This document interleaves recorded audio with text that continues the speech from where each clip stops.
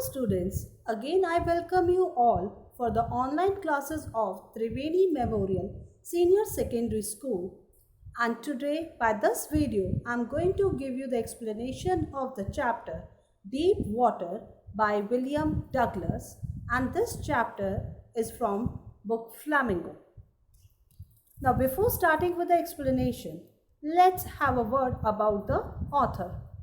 William O. Douglas, born on 16th October 1898, and he passed away on 19th January 1980, was born in Maine, Minnesota, and was raised in Yakima, Washington.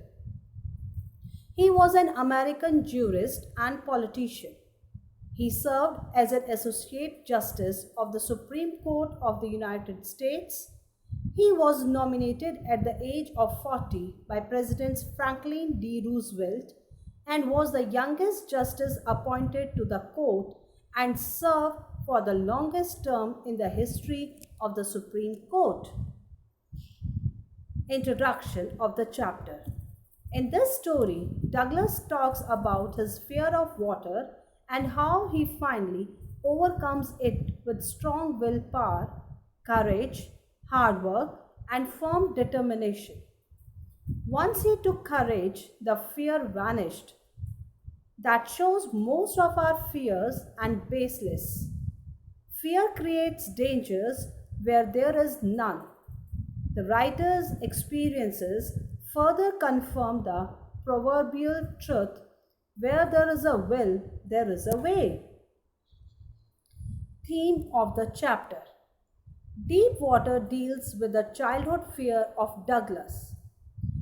A misadventure at YMCA pool developed an aversion of water in him, and he suffered from hydrophobia. The story focuses on the fact that childhood fears must never be treated lightly. If they are not tackled, then they make deep inroads into one's psychology. Douglas analyzes his fear and finally determines to overcome it. Now let's talk about the characters in the chapter Deep Water. The very important character is Douglas, who was the narrator of the story. YMCA pool, that is, a swimming pool runs by Young Men's Christian Association, Yakima. Yakima is a US city located about 60 miles southeast of Mount Rainier in Washington. Now let's begin with the explanation of the chapter. Deep Water is about the writer's journey of overcoming the fear of water, which is deeply rooted in him since childhood. The author started fearing water since the age of 4. It started when he was visiting California with his father. He visits a beach where a wave knocks him down and sweeps over him. This terrifies the author, although the father laughs at this, knowing it was no danger. However, this experience terrifies him and develops a fear of water. After that, when the author is 11 years old, he experiences another incident which escalates his fear. He is at a swimming pool in Yakima trying to learn swimming. One day, it's a very fine day, fine sunny day, rather I can say, a bully decides to pull a dangerous prank. He pushes him in the deep end of the pool, which frightens the author. He reaches 9 feet into the water and starts struggling desperately to hold onto something. Now this you can look in the picture, how a boy bullying the Douglas. Moreover, he yells to help, but he starts feeling paralyzed, and only he heard was moving now. Thus, he gives up the readies himself to die, but wakes up at the side of the pool. However, the terror he experiences while drowning never goes away. It continues to haunt him for many years and even spoil his future expeditions concerning canoeing, swimming, fishing, and more other water activities. He even visits marine lakes, Colombia, New Hampshire, and more, but is not able to enjoy it. Thus, he decides to overcome this fear by hook and by crook. He enrolls himself in a swimming class and tries to learn from the instructor.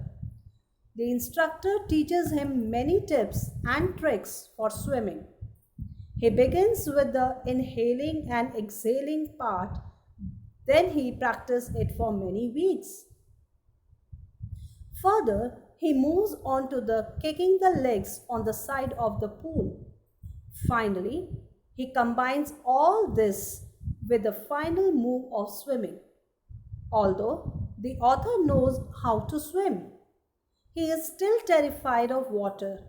Thus, in order to get rid of the fear, he decides to confront it. He mocks it by thinking, what can it really do? Consequently, he plunges into the water, and to his surprise, his fear goes away. He faced it in many places and at last manages to conquer it.